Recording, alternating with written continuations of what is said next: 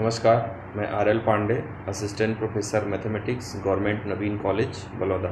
आज मैं MSc mathematics के फोर्थ सेमेस्टर के पेपर इंटीग्रेशन थ्योरी और फंक्शन एनालिसिस का एक टॉपिक डिस्कस करूंगा।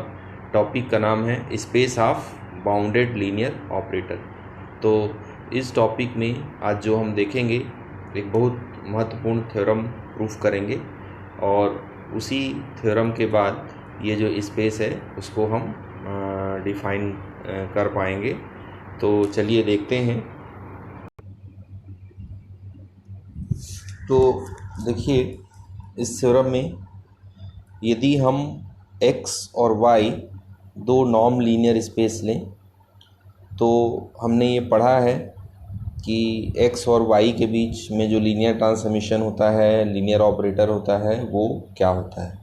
तो यदि हम x और y के बीच सभी लीनियर ऑपरेटर का एक सेट बनाएं तो वो सेट LXY कहलाता है।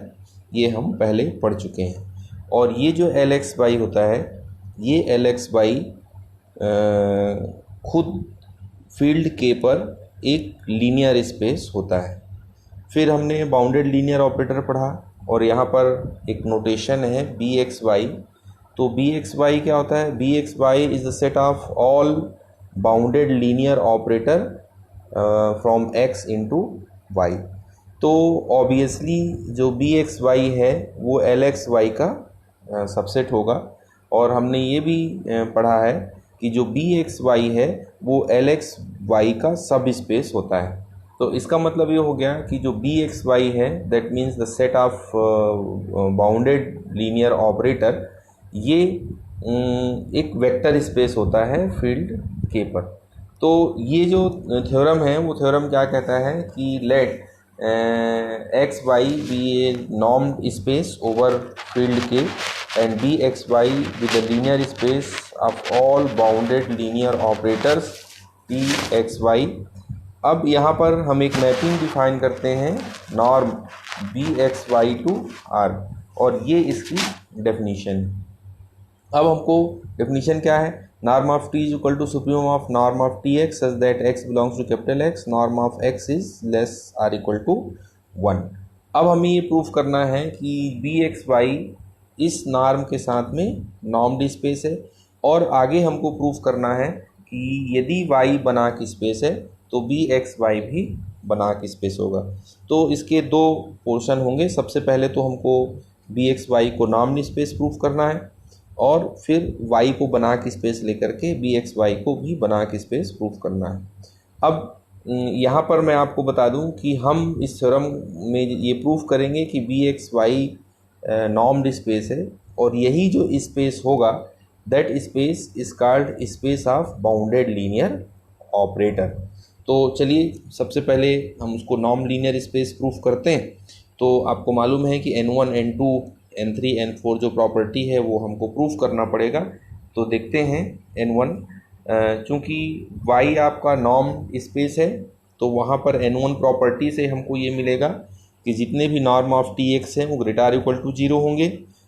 यदि norm of x less than सभी के होंगे तो यहाँ पे कंडीशन लगा हुआ तो ऑब्वियसली वो भी होंगे। तो अब यदि हम इस सेट, जब सारे के सारे 0 से बड़े हैं तो इस सेट का जो सुप्रीमम है वो भी 0 से बड़ा या बराबर होगा, और ये नॉर्म ऑफ t के बराबर है। तो पहली प्रॉपर्टी प्रूफ हुई। फिर हम सेकंड में देखते हैं t belongs to BXY, norm of t is equal to हम 0 ले लें तो ये नॉर्म ऑफ t की डेफिनीशन है सुप्रीमम नॉर्म ऑफ Tx, आप जानते हैं। अब यदि उस सेट का सुप्रीमम 0 है और वो सेट जो है वो नॉन निगेटिव नंबर्स का सेट है, तो ऑब्वियसली जितने भी norm of Tx is equal to norm of Tx is equal to 0 होगा for all x belongs to x। अब इसमें ये हो जाएगा Tx इज इक्वल टू 0। तो यहाँ पे आपको मैं क्लियर करूँ कि यहाँ पे लिखा हुआ है कि norm of x is less or equal to 1 के लिए है, और बाद में हमने लिख दिया for all x belongs to x। तो उसको आप इस तरीके से समझ सकते हो कि यदि हम x कैपिटल X में लेते हैं, तो यदि हम x कैपिटल X में लेंगे तो और ये y डिफाइन करेंगे तो ये कैपिटल X में आएगा। तो जब कैपिटल X में आएगा और इसका नॉर्म y का नॉर्म 1 है, तो y का नॉर्म 1 है, मतलब ये कंडीशन इस y के लिए भी सेटिस्फाई होगी। तो जब इस y के लिए सेटिस्फाई होगी तो आप जब यहाँ पे रखेंगे तो x और norm of x t linear operator है, तो 1 नॉर्म ऑफ x बाहर आ जाएगा और आपको मिल जाएगा T x is equal to 0।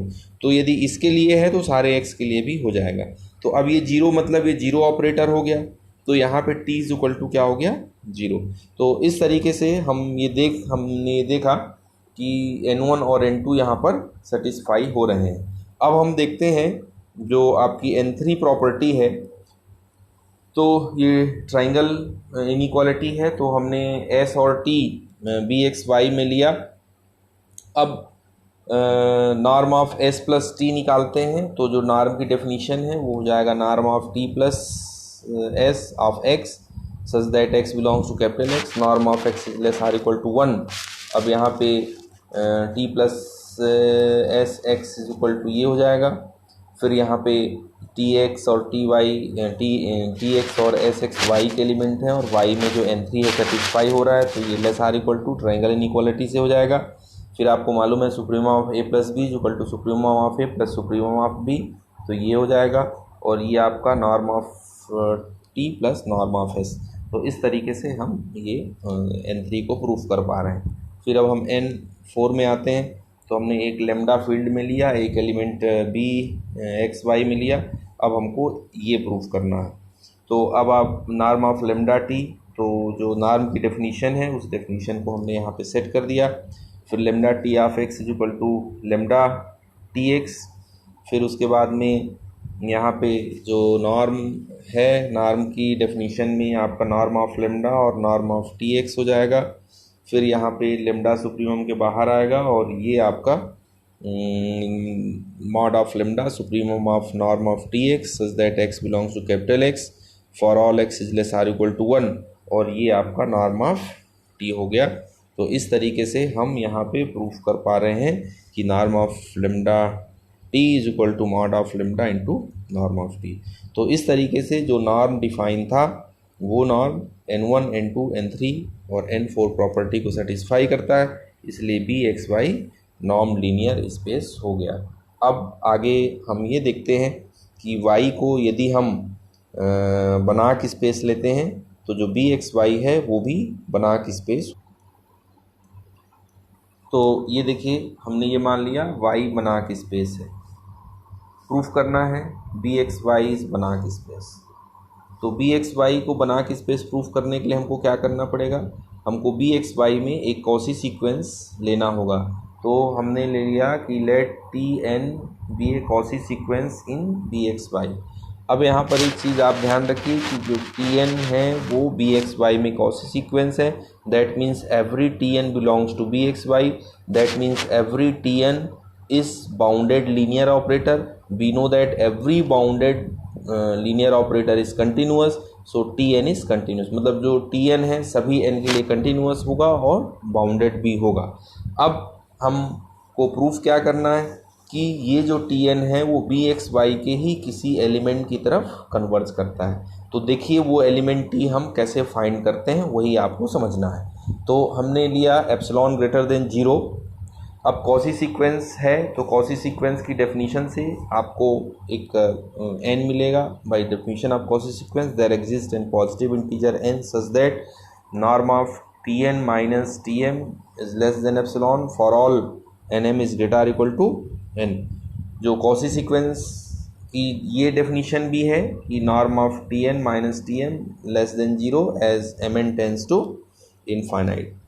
अब for any x belongs to x ये वैल्यू निकालते हैं, norm of T N x minus T m x, ये होगा आपका norm of T N minus T m of x. अब एक प्रॉपर्टी है आपने पढ़ा हुआ है ये कि if t is bounded linear operator then norm of T x is less or equal to norm of t into norm of x. तो यहाँ पर जो टी एन और t m bounded linear operator हैं तो उनका डिफरेंस भी bounded linear operator होगा, तो उस प्रॉपर्टी को यदि हम लगाते हैं तो ये आए। अब उसके बाद ये इसमें यदि हम m N tends to infinite apply कर दें जो इक्वेशन नंबर 1 में था, तो ये हो जाएगा टेंस टू 0। तो इक्वेशन 1 को भी हमने यूज़ किया। तो अब फाइनली हमको क्या मिला कि t N x minus T m x tends to zero as M N tends to infinite for all x belongs to x. अब यदि x को हम फिक्स कर दें तो जो टी एन एक्स है, t N x is a Cauchy sequence in y। यदि हम x को फिक्स करें तो आपका t N x minus T m x tends to zero as M N tends to infinite.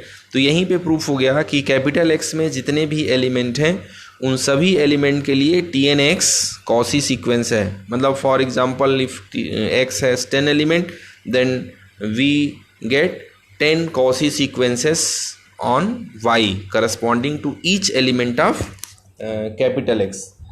तो अब देखिए क्योंकि y कंप्लीट है तो ये जितने भी सीक्वेंसेस होंगे ये सारे के सारे सीक्वेंसेस y के ही किसी पॉइंट की तरफ, तो y कंप्लीट है so every Cauchy sequence t N x is converges in y।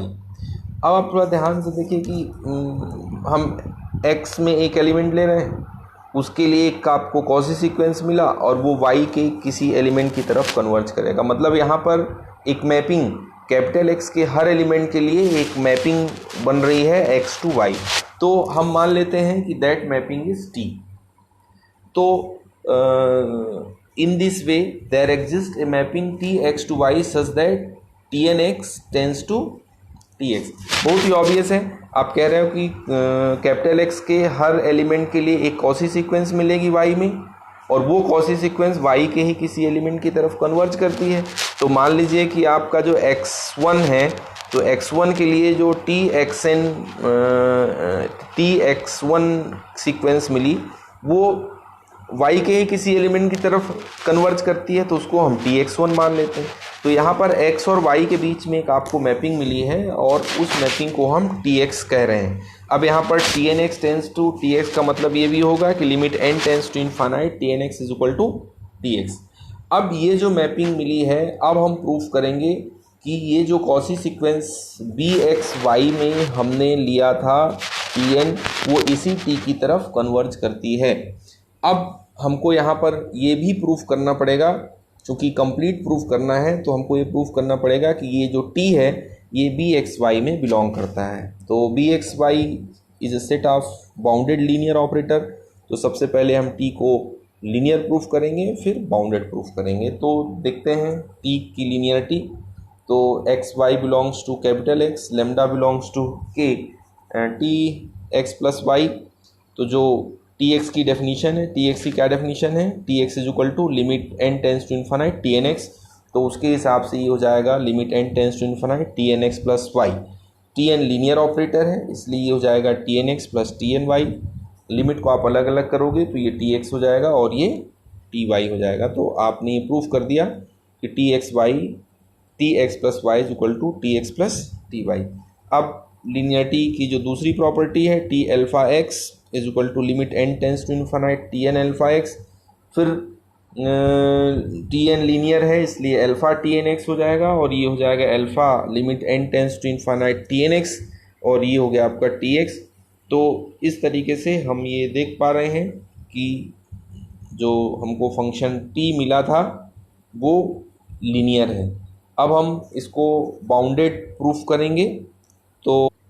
तो आप जानते हैं कि t बाउंडेड कब हो जाएगा, ये बाउंडेड की कंडीशन है। तो अब ये कंडीशन कैसे लेके आते हैं उसको आप समझिए। अब since T N is bounded linear operator, क्योंकि जितने भी टी एन हैं सब बी एक्स के एलिमेंट हैं, तो बाउंडेड लीनियर ऑपरेटर होने के कारण ये जो इक्वेशन नंबर 1 है ये प्रॉपर्टी आपकी सेटिस्फाई होगी। अब since Tn is Cauchy sequence, every Cauchy sequence is bounded, so Tn is bounded. What is the definition of bounded sequence? There exists k greater than 0 such that norm of Tn is less or equal to k for all n belongs to n। तो ये हो गया। अब आप 2 और 3 को combine करिए, तो 2 और 3 को कंबाइन करेंगे तो आपको क्या मिलेगा, यहाँ पर नॉर्म ऑफ Tn की जगह पे k रख सकते हैं तो आपको मिलेगा norm of T N x is less or equal to K norm of X for all x belongs to X and for all N belongs to capital N. तो ये इक्वेशन नंबर 4 हो गया।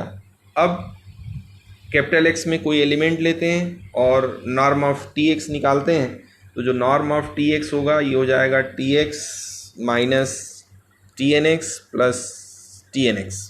अब आप देखिए यहाँ पर एक स्टेप डायरेक्ट लिखा है, यहाँ पर आप ट्राइंगल इनइक्वालिटी लगाओगे, तो ट्राइंगल इनइक्वालिटी लगाओगे तो आपको क्या मिलेगा, less or equal to norm of T X minus T N X plus norm of T N X.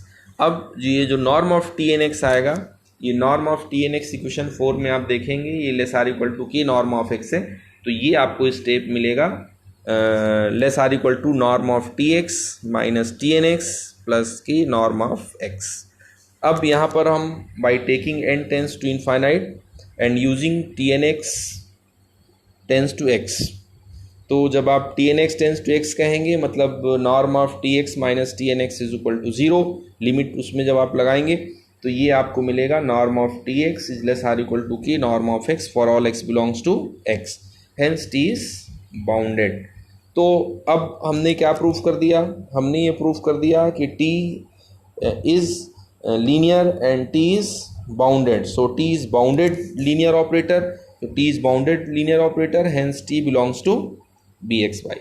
अब हम बताएंगे कि जो bxy में हमने सीक्वेंस लिया था tn, that sequence converges to t, so at last we will prove that tn converges to t। For this, let epsilon greater than 0, since Tn is Cauchy sequence, so there exists n such that norm of Tn minus Tm is less than epsilon for all nm greater or equal to n for x greater than for x belongs to capital X.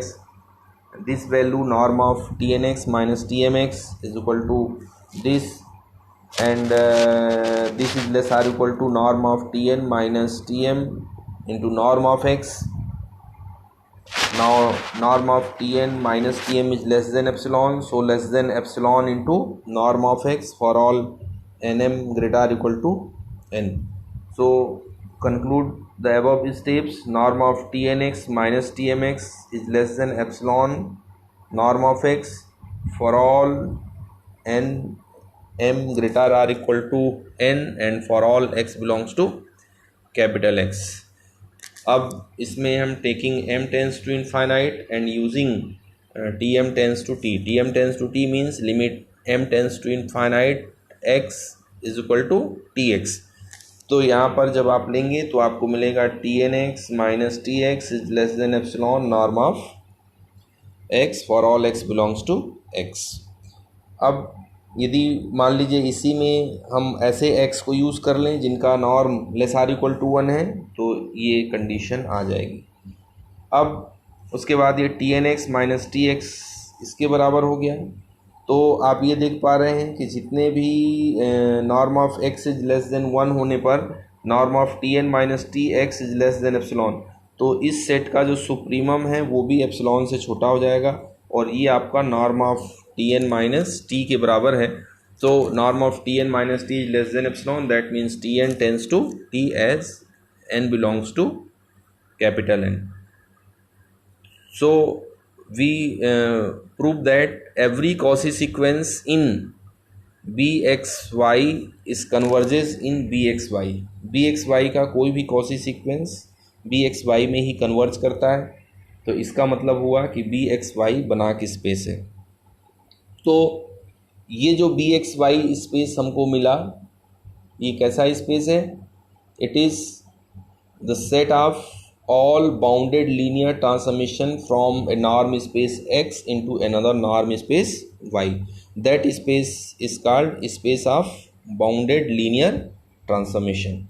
तो ये इसकी definition भी होगी, इस theorem से definition निकलेगी।